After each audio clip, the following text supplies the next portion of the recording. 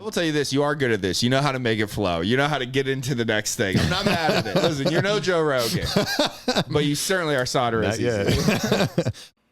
Today, we talk about... So fistulas. You have a fistula. Had that bitch out. Interesting. So you cored it out. Okay. I believe so. Got it. He uses a lot of words, and I don't listen to all of them. Like a tomato core? I think kind of it's scooped out a little bit. Luckily, it was pretty close to the surface. So one of the things he was telling me. So well, actually, before we do that, let's tee this up. So what is your definition of a fistula, or how was it explained to you? To me, it was explained as a tract opening from the inside of the lower intestine, which is what I'm saying instead of anus, because that's what really it is, or colon, to the outside of the skin, right? The epidermis, if you will. Are you familiar with?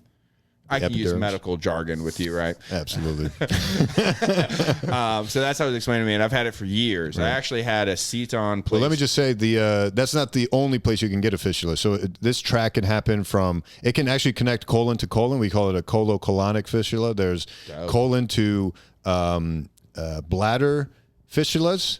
And them? Yeah. Oh. And so get this. So you can shit out your dick? Not only that, but you know how they ask for it? Is they say, hey, are you seeing air bubbles coming out of your pee? And that's how you know that they're connected. Interesting. Yeah. Well, shit doesn't travel through the fistula tract. Not always, but usually some kind of it has to be pretty big secretions. Usually or whatever. like a pus snot. Almost, yeah. Pus can develop, and then abscesses actually what can I'm develop. Leaking into this chair right now. That can happen. I am. Well, good thing I don't live here. But no, you can have. A joke. I'm not leaking anything. You can have. What was the other one? Yeah, it can go directly through to the skin. You can have abscesses develop in it because of the infection risk. So fistulas are super nasty. I would not wish it on my worst enemy. Do you know how common they are?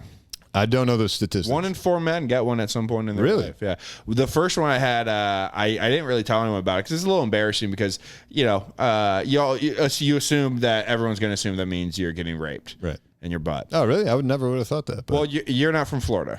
We have a different mindset there in the South. A lot of meth. I don't know if you've heard about Florida, but I've heard a lot not open-minded. Yeah. I'm the most liberal guy in Florida, and I called you ISIS earlier. So I could run for the Green Party. So you got this thing 4 years ago, you said? About 4 years ago, yeah. Okay. And it started with, I used to be a pretty bad alcoholic. I don't really talk about it that much, but drank a lot. Nice. So one day I just shit pure blood and was like, well, that's what's going to happen now. You're an alcoholic. You're just going to be shitting blood. And then it kind of went away. And then maybe a year later, and I pinpointed that as the start of it because I had never had any problems before. Right. And then that happened. And Keep talking. I'm going to turn some lights on. Yeah, go for it. It feels weirder not having someone in scrubs saying this too. Like seeing the scrubs makes me feel way more open about it because I'm like, yeah, he's a nurse. Where'd Dr. Mario go? Been holding that one in for a while. But so, that's right, you do too, though. Do you say doctor, though? In my opener? Yeah. What do you mean? Don't you just say, I'm glad Nintendo let me on? I don't want, well, every set's online, so anyone watching this already knows your jokes. Well, it's a slight variation, or I just do a consistent few several times of what your face looks like. Yeah. So, yeah. Anyway, long story short, started developing. I went to a doctor for it. My first doctor, my PCP, looked at it. Not the drug, Ethan. I know. Primary care physician. Primary care. Yeah, when you have insurance, they use this lingo. I have Iowa insurance, which is Medicaid. Methicade? All right. We're trying here. We're throwing them out. Yeah, hit the green one. Oh,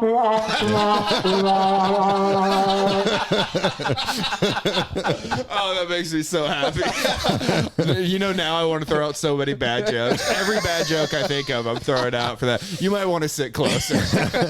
You're so lucky I'm not close. Yeah, I definitely got to bring like some speakers for this thing when we bring it to Penguins. That's pretty. Yeah, that's funny shit. Yeah, maybe we should look at doing a live one at Penguins. That's what I said. Well, I thought more. In the like green room. No, I was thinking like on the stage. That would be kind of fun. Something for people to be watching while we do it. Yeah, that would be interesting. And dude, you think I'm hyped now? Let me get a crowd that I'm trying to win. See. But so had the Fistulas went to a PCP for. He thought it was an abscess first. He gave me antibiotics. That didn't happen. Then he looked at it again and was like, well, that didn't work. Let's wait 2 more weeks and see what happens. I actually kind of got turned off from doctors because of this whole experience until the doctor I'm seeing now. That's the thing. You got to get a good one. Yeah, and like. Because first of all, you don't treat abscesses with antibiotics. Some you can, but for the most part, an abscess, it needs something poked into it and drained. You cannot penetrate that shit with antibiotics. That's what I found out later. Fun tip. From my specialist, my GI specialist. But so he, doctor, I'm not going to say his name, but he big, long Jewish fingers in my butt a bunch of times. A little anecdote from that. One time I went on a Friday. It's where I got my idea of like never scheduling appointments on Fridays with doctors because they're too relaxed, you know? Oh, I thought you were going to say, oh, then they put you in the hospital for the weekend and no one's there. Oh, no. I scheduled the appointment, go in. It's like the late afternoon. And he's listening to like yacht rock. He's like telling jokes with me as he's putting a glove on and lubing up his finger to get 3 knuckles deep in my asshole. And I'm just like, hey, man, we got to take this a little more seriously. and like, he's actually penetrating me going, so are you sexually active? And I'm like, come on, man. Now I am. Yeah. I told him, I go, not as much as I like. He goes, when you are, is it with male or female? I'm like, don't make me come out now. This isn't the time, you know? But so finally he sent me to a specialist and saw that guy for like 6 weeks before he even thought about doing anything. He was like cauterizing it and doing things like that to see if it kind of would go away on its own, which I found out later my brother got one about the exact same time, got surgery on it immediately, and a week later he was fine, never had problems again. Interesting. So and both of you still don't know what caused it. Not really. Like no. you don't have Crohn's disease. Don't have That's Crohn's. typically where mine goes. Is this is classic Crohn's disease, but yeah, no. My doctor now looked for that. Was also funny. Like, so my first doctor didn't even do a full colonoscopy. He just did the like, flex sig. Yeah. And like, so when I was Basically a half colonoscopy. Yeah. They don't go as far.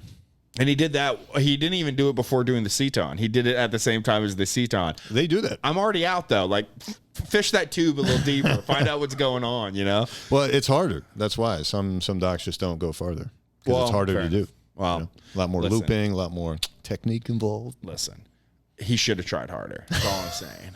Depends on who you get. You know? And that didn't take. So I had that, and then like 6 months later, he's like, "Yeah, it doesn't really seem to be doing better. I guess we'll try it again." And I'm like, "I don't know." And I kind of just gave up on it because I wasn't. There's not a lot of pain involved with it. Like as long as you're like conscious of your fiber intake and you're not just eating cheese all the time, you're kind of fine. Every now and then, maybe it's a little itchy. You know. So you're not wearing diapers or nothing. No, nothing like that. And it never was. Like for a while, I double up underwear just in case.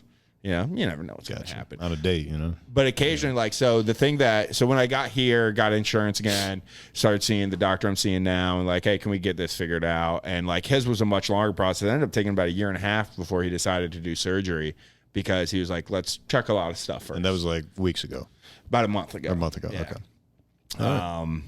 So yeah, And so no issue since. no, it's been going good. He started healing like a champ. Nice. Yeah, I mean, typically if it was Crohn's disease related, you can get rid of them sometimes just with infusion type medications. Okay. But yeah, Don't it's you think you should have tested that, right? As a GI doctor yourself, and I came to you with the fistula, how would you have, let's play this game. How would you have handled it? What I just told you, you're the first doctor I see. What would you have done differently? So first of all, I would have done the full colonoscopy up front. Yeah. Second of all, I would have gotten a CAT scan or an MRI to get the whole tract looked at. My doctor eventually did that. Got it. Eventually. Well, he did it quicker. When I started seeing him, that was got one it. of the first things. Got He it, got it. had me do a couple. Yeah, because that way, you get to see the tracks. Where are they? How severe are they? Because that would dictate if it is Crohn's disease, what kind of medication, how strong the medication I want to give you, all those kinds of things. And So then, what is Crohn's? So Crohn's is And how do you get it? So your mom. No. It's on yeah. So You earned that one. I'm the king of dad jokes. So it's you get it. No one knows exactly how you get it. Some parts thought of genetics. Something that's why when you said your brother has it too, and neither of you have Crohn's, that's interesting. But it's partly genetics and partly environmental. We still don't fully understand how you get it, but it's basically an autoimmune disease. Basically, your own immune system is attacking itself. It's recognizing your bowels as foreign bacteria, essentially. So, they're So like, I have we AIDS. gotta kick this dude. You know? Basically, I have AIDS. Interesting. Is that what you're telling Who's me? they? Basically, I have AIDS. Oh no, it's the opposite of AIDS. AIDS is your immune system is deficient. Autoimmune diseases is your immune system is ramped the fuck up. Like we're taking on bitches, even if Okay, it's shit that ain't ourselves. even broken. Yeah. It's like talk about self-loathing. So Let's do it. give me the blue one. What's the The light blue or dark light blue? blue or Oh, light blue. Yeah. Let's do it again, but with the timing right. So do you Well, remember- the thing is, it's on a delay. I got to got figure it. out how to no, fix no, no. it. I meant with him hitting it right when you hit the joke. I got you. But the problem is, as soon Just as say it. No, I'm kidding. I'm actually trying to bait him. You never tell a joke twice. It never works. interesting. It'll always fall Unless flat. you're me, because I do push things. But anyway, where was it? Fucking. Oh yeah. So your immune system is ramped the fuck up to the point where it starts attacking yourself, and so it'll start attacking your gut, and then it gets inflamed, and then fistulas can develop as a part of Crohn's disease. So you can get that. You can just get like superficial inflammation. You can get just straight up ulcers. You can get abscesses. Any and all the above. You can even get what's called extra-intestinal manifestations, meaning things outside the gut. So your eyes start to get inflamed, certain spine conditions, certain skin sores can happen. It's a really nasty disease. So like anytime someone says fistula, my mind's like, oh, fuck. Yeah. Crohn's, That's what my doctor first thought too. And was like, right. let's do a lot of he kind of said right in the beginning, he goes, we're going to do a lot of research before we do anything big because depending on what I find in like some of these small, simpler tests is going to dramatically change your treatment. For sure. Yeah, I remember when you told me I might have Crohn's. I remember you told me that. In a weird way, I was kind of hoping for Crohn's because that feels more socially acceptable than a fistula. Well, you don't can think get people- fistulas with Crohn's. Yeah, but Crohn's, I mean, there's commercials for Crohn's. I don't think There's most no people know commercials what a for anal fistula fit- is. No one But knows. the fistula is just a manifestation. It's not a disease. But if I could say I have this because I have Crohn's, I see, as opposed to like I have this, how'd you get it? I I don't know. Ate a lot of cheese. Yeah, I see. Could be anything. But, so to cut a long story short, finally, You're feeling better. my doctor was like, "We're gonna do some surgery," and I ended up at that point having a horseshoe one, where I basically just have two on each side. I mean, they can do whatever the fuck they want. Like I said, they can connect to anything and everything, so it's kind of nasty. But They are. But yeah, typically I don't treat them unless I'm medically treating them with those infusion type things for Right. Crohn's. Otherwise, I refer them to the surgeons to handle. So that you're shit. you're a GI, but you're not a surgeon yet. I'm Is that- technically not a surgeon. I do procedures. I do endoscopies, and I technically do surgery, but it's like very minimal. minimally invasive / electrosurgery, like very specific definitions of surgery. Like surgeons don't consider me a surgeon. Right. And I technically don't consider myself a surgeon. I don't scrub in, which is part of the reason I chose it. Is like I get to be in the operating room Right. without having to do all the bullshit. How did you end up picking GI? Because it's badass. Yeah. Get him. Damn, son, where'd you find this? Nice. All right. I don't know why you have that one saved, but listen. love that one. All right.